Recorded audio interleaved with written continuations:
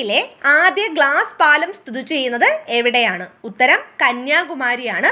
വിവേകാനന്ദ പാറ സ്മാരകത്തെയും തിരുവള്ളുവർ പ്രതിമയെയും തമ്മിൽ ബന്ധിപ്പിക്കുന്നതാണ് ഈ ഗ്ലാസ് പാലം. ഇതിൻ്റെ നീളം 77 മീറ്റർ ആണ്. അടുത്ത ക്വസ്റ്റ്യൻ, ഭിന്നശേഷിക്കാർക്ക് ഈന്തപ്പന ഉൽപ്പന്നങ്ങൾ വിറ്റഴിച്ച് വരുമാനം നേടാനുള്ള സംസ്ഥാന സർക്കാർ സംരംഭമാണ് ഇടം. ഇതിൻ്റെ full form initiative of differently abled movement എന്നാണ് അറിയപ്പെടുന്നത്. 78ാമത് സന്തോഷ് ട്രോഫി ഫുട്ബോൾ ജേതാക്കളാണ് വെസ്റ്റ് ബംഗാൾ. ഫൈനലിൽ കേരളത്തെയാണ് തോൽപ്പിക്കുന്നത്. അപ്പോൾ 78ാമത് സന്തോഷ് ട്രോഫി ഫുട്ബോൾ ജേതാക്കൾ വെസ്റ്റ് ബംഗാളാണ്. ഇതിൻ്റെ വേദി ഹൈദരാബാദായിരുന്നു. രാജ്യത്ത് വിമാനങ്ങളിൽ വൈഫൈ നൽകുന്ന ആദ്യ കമ്പനിയാണ് എയർ ഇന്ത്യ. അപ്പോൾ എയർ ഇന്ത്യയാണ് രാജ്യത്ത് വിമാനങ്ങളിൽ വൈഫൈ നൽകുന്ന ആദ്യ കമ്പനി. കേരളത്തിലെ സസ്യസമ്പത്തിനെ കുറിച്ച് ഹോർത്തൂസ് മലബാർക്കസ് എന്ന പ്രാചീന ലാറ്റിൻ ഗ്രന്ഥം ഇംഗ്ലീഷിലും മലയാളത്തിലും ആദ്യമായി വിവർത്തനം ചെയ്തത് കാട്ടുങ്ങൽ സുബ്രഹ്മണ്യം മണിലാൽ അഥവാ KS മണിലാൽ ആണ്. 2025 ഹരിവരാസനം പുരസ്കാരം നേടിയത് കൈതപ്രം ദാമോദരൻ നമ്പൂതിരിയാണ്. 2025 ഹരിവരാസനം പുരസ്കാരം നേടിയ വ്യക്തിയാണ് കൈതപ്രം ദാമോദരൻ നമ്പൂതിരി. 2024 സംസ്ഥാന സ്പെഷ്യൽ ഒളിമ്പിക്സിൻ്റെ വേദി കോഴിക്കോടായിരുന്നു. അപ്പോൾ 2024 സംസ്ഥാന സ്പെഷ്യൽ ഒളിമ്പിക്സിൻ്റെ വേദി കോഴിക്കോട്. ഗ്രാമപ്രദേശങ്ങളിലെ ഭൂമിയുടെ രേഖകൾ ഡിജിറ്റലാക്കുന്ന പദ്ധതിയാണ് സ്വാമിത്വ എന്ന് പറയുന്നത്. അപ്പോൾ സ്വാമിത്വ പദ്ധതിയിലൂടെയാണ് ഗ്രാമപ്രദേശങ്ങളിലെ ഭൂമിയുടെ രേഖകളൊക്കെ ഡിജിറ്റലാക്കുന്ന പദ്ധതി.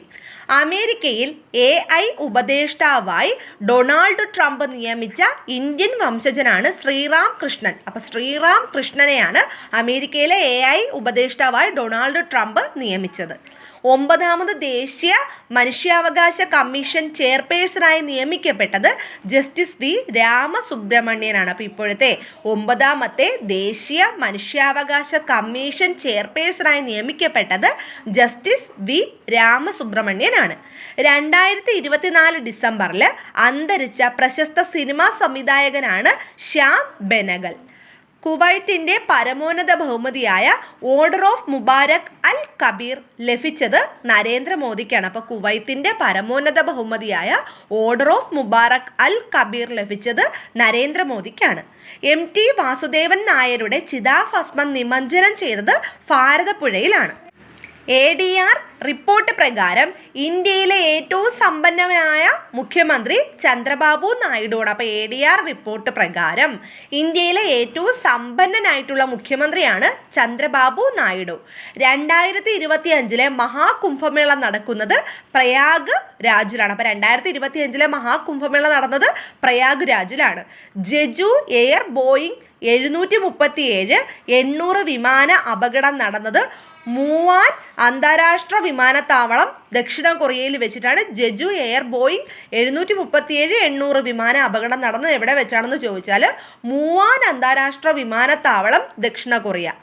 രാജ്യത്ത് പട്ടാള നിയമം പ്രഖ്യാപിച്ചതിനെ തുടർന്ന് പ്രസിഡന്റ് സ്ഥാനത്ത് നിന്നും പുറത്താക്കപ്പെട്ട ദക്ഷിണ കൊറിയൻ പ്രസിഡന്റാണ് യൂൺ സുക് യോൾ എന്ന് പറയുന്നത്. അപ്പോൾ യൂൺ സുക് യോൾ എന്ന് പറയുന്ന വ്യക്തിയാണ് രാജ്യത്ത് പട്ടാള നിയമം പ്രഖ്യാപിച്ചതിനെ തുടർന്ന് പ്രസിഡന്റ് സ്ഥാനത്ത് നിന്നും പുറത്താക്കപ്പെട്ട ദക്ഷിണ കൊറിയൻ പ്രസിഡന്റ്. ഏഷ്യൻ ഡെവലപ്മെൻറ്റ് ബാങ്കിൻ്റെ 14ാമത് പ്രസിഡന്റായി തിരഞ്ഞെടുക്കപ്പെട്ടത് മസാറ്റോ കാണ്ട. ജപ്പാനിലെ 2024 ഗ്ലോബൽ സോയിൽ കോൺഫറൻസ് നടന്നത് ന്യൂഡൽഹിയിലാണ്. അപ്പോൾ 2024 ഗ്ലോബൽ സോയിൽ കോൺഫറൻസ് നടന്നത് ന്യൂഡൽഹിയിൽ വെച്ചിട്ടാണ്. 2024 നവംബർ 19 ഇലോൺ മസ്കിൻ്റെ സ്പേസ് എക്സുമായി ചേർന്ന് ISRO വിക്ഷേപിച്ച ഉപഗ്രഹമാണ് GSAT-20. അപ്പോൾ 2024 നവംബർ 19 ഇലോൺ മസ്കിൻ്റെ സ്പേസ് എക്സുമായി ചേർന്ന് ISRO വിക്ഷേപിച്ച ഉപഗ്രഹം ഏതെന്ന് ചോദിച്ചാൽ ഉത്തരം GSAT-20 ആണ്. വിക്ഷേപണ വാഹനത്തിൻ്റെ പേര് പഠിക്കുക, ഫാൽക്കൺ 9 ആണ്. വിക്ഷേപണ സ്ഥലം ഫ്ലോറിഡയിലെ കേപ്പ് കനാവറലിൽ വെച്ചിട്ടാണ് വിക്ഷേപിക്കുന്നത്. ഇനി 2024 73ാമത് മിസ് യൂണിവേഴ്സ് ജേതാവാണ് വിക്ടോറിയ കെയർ തെയിൽബിങ്ക് എന്ന് പറയുന്ന ഡെൻമാർക്കുകാരിയാണ്. 2024 മിസ് യൂണിവേഴ്സ് മത്സരത്തിൽ ഇന്ത്യയെ പ്രതിനിധാനം ചെയ്തത് ആരാണ്? റിയ സിൻഹയാണ്. വേദി മെക്സിക്കോയായിരുന്നു. 2024 അന്തരിച്ച പ്രഥമ മിസ് വേൾഡ് ജേതാവാണ് കെഗി ഹക്കൻസൺ, സ്വീഡൻകാരിയാണ്. 2024 ബുക്കർ പ്രൈസ് ജേതാവ് സമാന്ത ഹാർവിയാണ്. ഇമ്പോർട്ടൻ്റ് ആണ്. 2024 ബുക്കർ പ്രൈസ് ജേതാവ് ആരെന്ന് ചോദിച്ചാൽ സമാന്ത ഹാർവിയാണ്. നോവൽ ഓർബിറ്റലാണ്. രാജ്യം ബ്രിട്ടൻ ആണ്. അപ്പോൾ 2024 ബുക്കർ പ്രൈസ് ജേതാവാണ് സമാന്ത ഹാർവി. അവരുടെ ഓർബിറ്റൽ എന്ന് പറയുന്ന നോവലിനാണ് ബുക്കർ പ്രൈസ് ലഭിക്കുന്നത്. ബ്രിട്ടൻ ആണ് അവരുടെ രാജ്യം.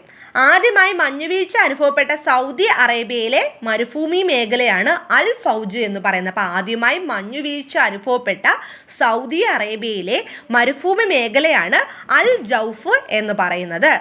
ഇന്ത്യയിലെ ആദ്യത്തെ നൈറ്റ് സഫാരി പാർക്ക് നിലവിൽ വന്നത് ലക്നൌവിലാണ്. ഉത്തർപ്രദേശിലെ ലക്നൌവിലാണ് ഇന്ത്യയിലെ ആദ്യത്തെ നൈറ്റ് സഫാരി പാർക്ക് നിലവിൽ വന്നത്. ഇന്ത്യയിലെ ആദ്യ ഗ്രീൻ ഹൈഡ്രജൻ ഫ്യുവലിംഗ് സ്റ്റേഷൻ നിലവിൽ വന്നത് ലഡാക്കിലെ ലേയിലാണ്. ഇന്ത്യയിലെ ആദ്യത്തെ ജൈവ നിർമ്മാണ ഇൻസ്റ്റിറ്റ്യൂട്ട് ഉദ്ഘാടനം ചെയ്തത് മൊഹാലിയാണ്. പഞ്ചാബിലെ മൊഹാലിയിലാണ് ഇന്ത്യയിലെ ആദ്യത്തെ ജൈവ നിർമ്മാണ ഇൻസ്റ്റിറ്റ്യൂട്ട് ഉദ്ഘാടനം ചെയ്തത്. സൈബർ സുരക്ഷയുടെ ദേശീയ അംബാസഡർ എന്നറിയപ്പെടുന്നത് രശ്മിക മന്ദനയെയാണ്. സൈബർ സുരക്ഷയുടെ ദേശീയ അംബാസഡർ എന്നറിയപ്പെടുന്നത്. നമീബിയയുടെ ആദ്യ വനിതാ പ്രസിഡന്റായി തിരഞ്ഞെടുത്തത് നെതുംബോ നന്ദിൻ ഡെദയെയാണ്. ജോർജിയയുടെ പ്രസിഡന്റായി തിരഞ്ഞെടുക്കപ്പെട്ട മുൻ ഫുട്ബോൾ താരമാണ് മിഖേൽ കവേഷ്വിലി.